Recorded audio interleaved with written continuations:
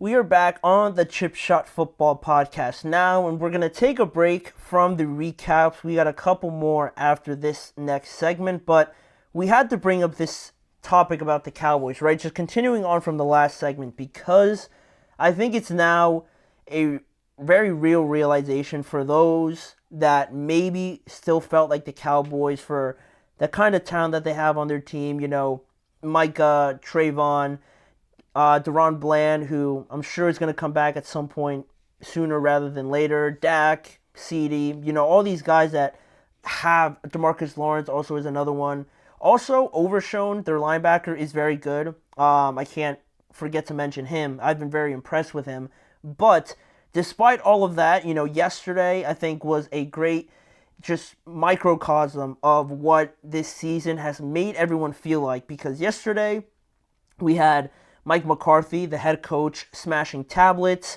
We had CeeDee Lamb get injured. We had Dak get injured as well with a hamstring, but also his hand was swollen up like a balloon. Also, what really did it for me, and what really, I think, just summed up how everyone's feeling and how, we've reached a breaking point, if you will, was when the camera caught Dak Prescott on the sidelines.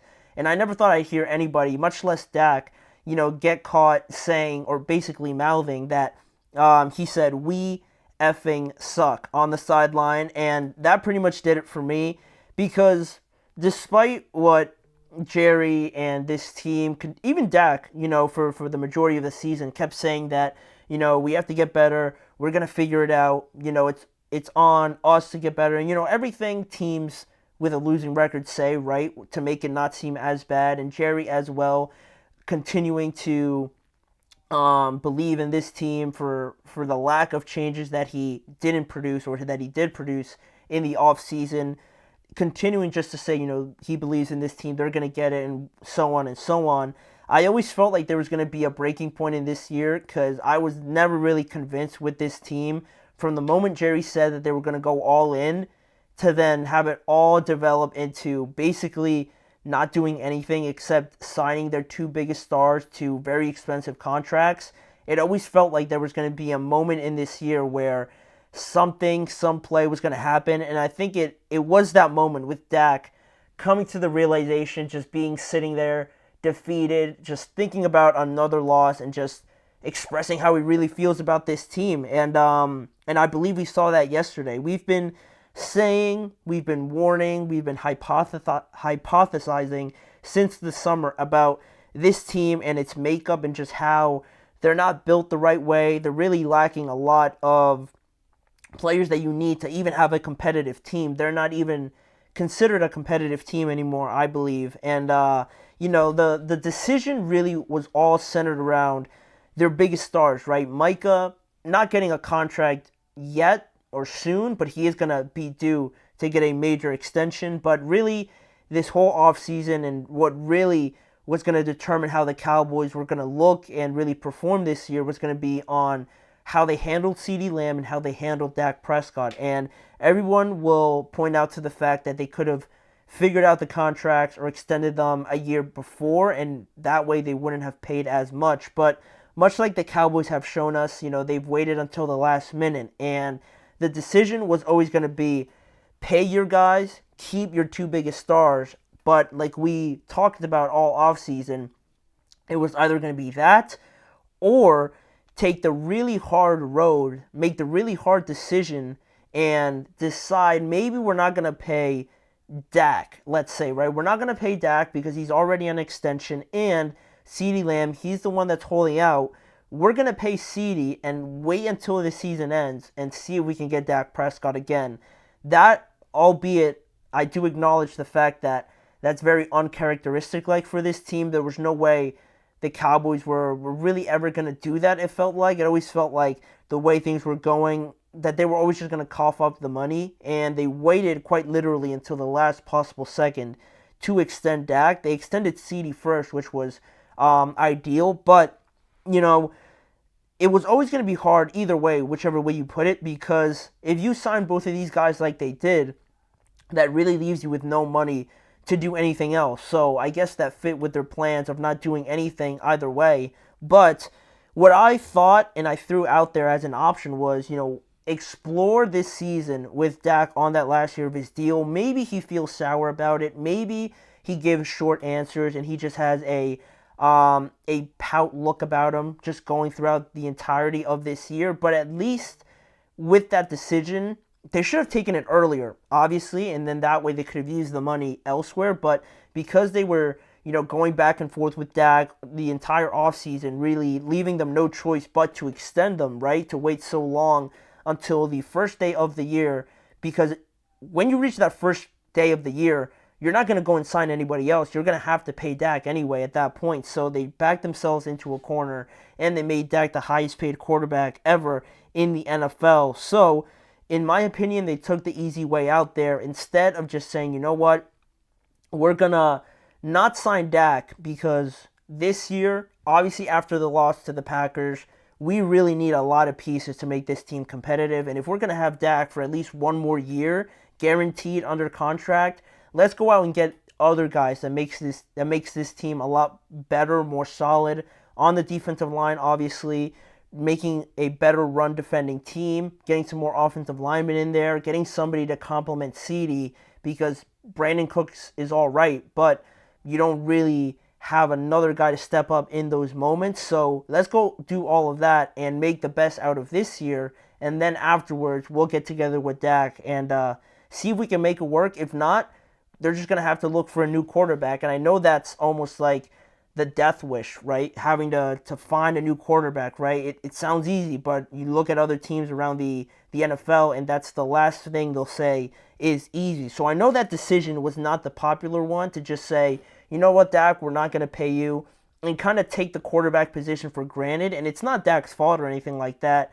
I'm not saying he shouldn't have gotten paid, because at that point, if you're Dak and you're getting that money, it's not his fault that the market was that high, and it's also not his fault that the Cowboys waited this long. If anybody had that opportunity to receive that contract, they're going to take it, and there's no problem in that. It's much more on the Cowboys side of things where they just waited until the last minute. So instead of taking the hard choice and potentially living in a world where you don't have Dak Prescott and you let him move on in free agency, probably knowing that you're going to be not as good in the foreseeable future, in the near future, instead of doing that and possibly being bad, likely being bad, now we're at week 9 this year and you have Dak Prescott and you have CeeDee Lamb and you're a bad team anyways. So the difference is that instead of having Dak now, paying him a lot of money, same thing with CeeDee Lamb, and still being bad, you could have in the offseason got some more pieces.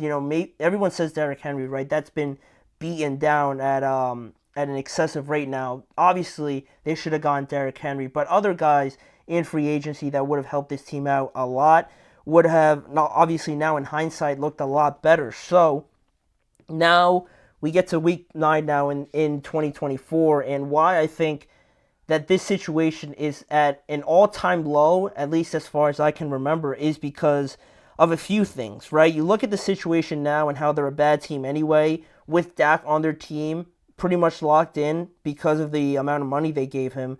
Why I think this is absolute rock bottom for this team is because, first, they are third in their division with 3 games behind second place right now at a 3-5 record. Also, Mike McCarthy is, like we all know, in a lame duck situation.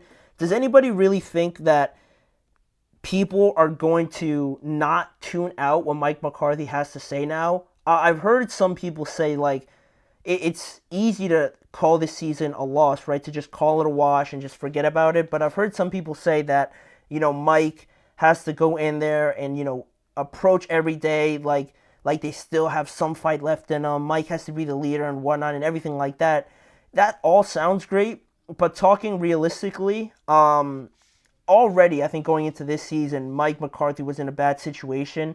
For them not to extend him and to come off of a bad loss like they did to Green Bay, now you have this season, you're at 3-5, and not only that, if people weren't already tuning Mike McCarthy out because of the bad record and the bad sensations you're getting from the top of the organization to the players, I'm sure, already starting to feel frustrated and annoyed with what they're doing each and every week, if people weren't already tuning out Mike McCarthy, you think they're not going to tune him out now even more, if that's even possible, with the fact that you have Dak, your leader, your highest paid player on your team definitely and in the NFL, saying that this team sucks, just flat out on the sideline, just admitting and expressing how he truly feels. You don't think that's really going to make everybody else around this team think, all right, well, if Dak is admitting that they suck and that he's, not really feeling great about this team, why should I? Why should I feel any different? And why should I listen to Mike McCarthy now if we're not going to get any better?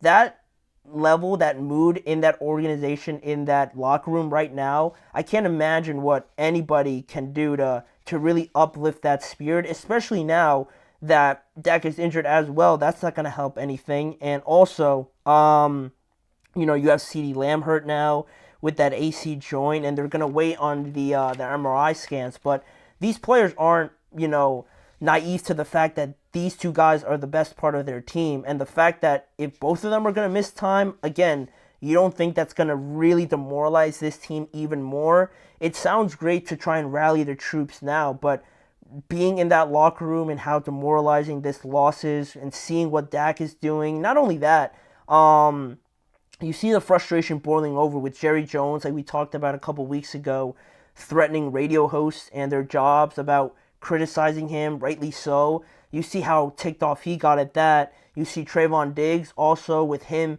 being called out in the on X or whatnot, and how he reacted afterwards.